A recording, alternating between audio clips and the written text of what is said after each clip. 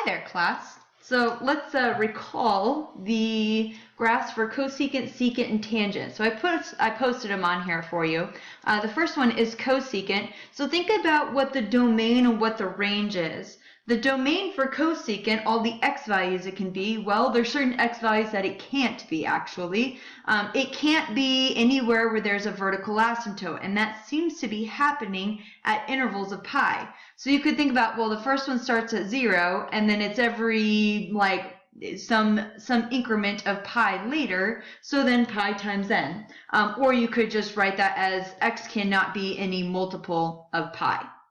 The range, well, it goes from negative infinity all the way up to, now remember where it stops, right? It comes up to -1 and goes all the way up to +1, and that's where the sine curve is. Looks something like that. Actually, that's terrible. It looks like this. But yikes. Like, there we go. Okay, so it doesn't go, and the sine curve goes all the way up to +1 and down to -1. So the range for cosecant is that it starts at negative infinity, comes all the way up to -1, and then turns back around. So all the way up to -1, including -1, and then it also goes starting at 1 all the way upwards. So union from 1 to positive infinity, but doesn't go anywhere between -1 and +1.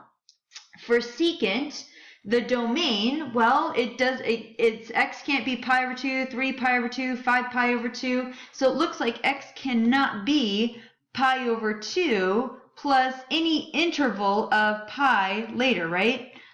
So then the range would be the same as the range for cosecant. It goes from negative infinity all the way up to -1. And from 1, this should be a union, by the way, union from 1 to positive infinity. Cotangent, on the other hand, the domain, well, where do we have asymptotes? There's one starting at 0, then pi, and then 2 pi. So that means that the domain is x cannot be any multiple of pi, so pi times n. And the range, well, the range goes from negative infinity to positive infinity. So we've been talking about inverse functions. So wouldn't you know it, there's inverse functions for cosecant, secant, and cotangent. But like we did for sine and for cosine, we had to do some restrictions on the domain and on the range in order to be able to have an inverse function. So the domain, we've got to think about, well, where is this going to be 1-to-1? Meaning that where can I make a horizontal line? Okay, so if I draw a horizontal line in here, it can't, oh shoot, I just hit the graph twice. Thus, if I find the inverse won't be an actual function. So we're going to have to do some chopping, like I showed you guys before, a window that would satisfy that and make it become 1-to-1.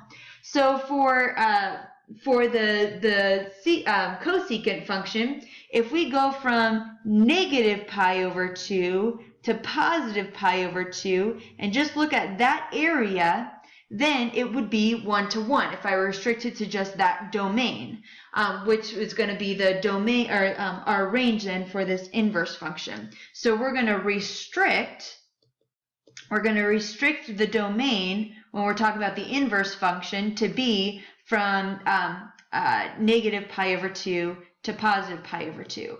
And then you'll see that that will become then the range for our inverse function. So that'll be for cosecant inverse, arc cosecant. So the range will become negative pi over 2 to positive pi over 2, which is on the next slide, by the way. So how about for secant? For secant, where could we cut that up so it'd be 1-to-1? Well, if I go from negative pi over 2 to negative pi over 2 to positive pi over 2, you'll see that, well, that doesn't really quite work. That's not going to pass the horizontal line test. That's not going to be 1-to-1. So what they do for that is they actually go from 0 to pi. Right there.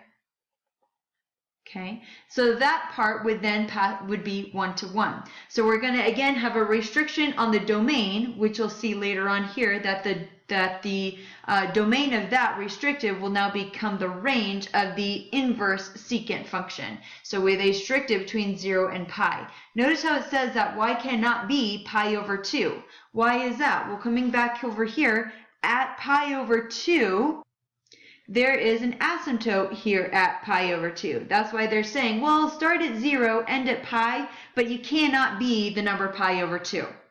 For cotangent, the inverse for cotangent, well, actually, oh yeah, we did do that. The inverse for cotangent is a little bit strange. So what window do they use then for cotangent where it would be 1 to 1? You would think that it would be like, you know, like on inverse. So for cosecant, I'm thinking, oh, that's kind of like sine. Okay, well, the reciprocal for arc sine, then the domain, it's only between how can I say that? The arc sine function, and it can only give out numbers between negative pi over 2 and positive pi over 2. So first and fourth quadrant. Oh, cosecant, very, very similar to that. Cosecant is, this one. Hey, it's very similar to arc sine. Okay, well, what about secant? The secant function, okay, we're going to shrink that from 0 to pi. Hey, that's a lot like it was that we had to restrict it for cosine, so that the arc cosine would have only outputs between 0 and pi. Now, if you remember for tangent, tangent went from negative pi over 2 to positive pi over 2, but we just didn't include those values. Now, you would think they would do the same thing for cotangent. Don't draw this on yours, okay? You would think that, oh, if we just restrict it from negative pi over 2 to positive pi over 2, like we had to do for tangent, that would be 1 to 1, and then we'd move on with life. But I don't know why, but they don't. I guess I do know why. The reason why is because then you've got this vertical asymptote here to worry about. So rather than going from negative pi over 2 to positive pi over 2, they go from 0 to pi. There they've got one full one of these, and there aren't any restrictions then. There isn't like a, oh, but it can't be this number also. Okay, it'll just be from 0 to pi. So cotangent is actually going to be restricted in the similar kind of way that secant is restricted, where we're going to go from 0 to pi. So there's the domain and the range.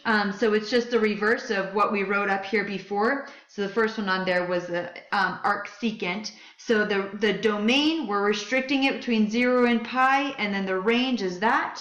So when you do the arc secant, then you're going to switch around the domain and the range, where this is the range of the secant, and this was the domain that we restricted it to of the secant. So those flipped. Arc, and the same thing for the arc cosecant. And arc cotangent we talked about, that one's a little bit strange. It's not quite like it is for tangent. The range is going to be between 0 and pi, so just be wary of that. All right, so let's do some of these. So the inverse cosecant of 2. Thinking just like we did before, all of these inverse functions, they're going to spit back out at you an angle measure. And this is giving us the ratio. So I'm really thinking, where is the cosecant of what angle gives us a ratio of 2 or 2 to 1? But we have to restrict it between negative pi over 2 and positive pi over 2. Okay, because that's the range that this is allowed to be. So thus, that means that we can't be in either one of these two. It's got to be positive. So we're talking about the first quadrant here. So where's the cosecant 2 over 1? Or really what I'm thinking there is, where is the sine equal to 1/2? Oh, that reference angle is going to be pi over 6. Thus, in the first quadrant, this angle is going to have to also be pi over 6. So thus, the arc cosecant of 2 is pi over 6 is that angle. Next one here. Find the exact value of the sine of the arc cosecant of negative 2. Again, this is giving us an angle measure. So I'm thinking, where is the cosecant of what angle gives us a negative 2, but it's got to be between negative pi over 2 to positive pi over 2. So negative pi over 2 to positive pi over 2 for arc cosecant, and it's a negative 2 in here, so thus all students take calculus. We're talking about the fourth quadrant then. So if I draw that reference angle, okay, so here I'm thinking, hey, where is the sine equal to 1/2? Oh yeah, the reference angle there is pi over 6. Well, since I'm moving downward though, this angle would have to be a negative pi over 6. Thus, the question here is that, so the angle is negative pi over 6. So then the sine of that angle, which is the sine of negative pi over 6, would then be at 1/2, but it's negative in this quadrant. Why did I write an A there? Okay, so thus that would be the ratio would be -1 to 2.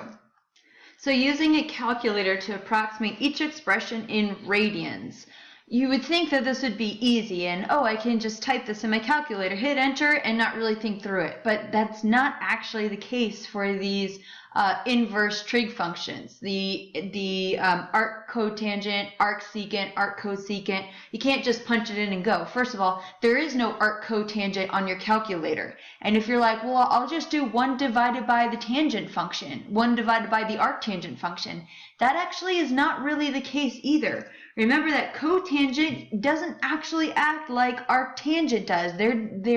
They give out totally different angle measures. They have an overlap located at angle 1. So if I think about the arctangent, you're only plotting in these 2 locations. But arc cotangent, you're going between 0 and pi. So they're not really one and the same. You don't have that function on your calculator. So you got to think through these.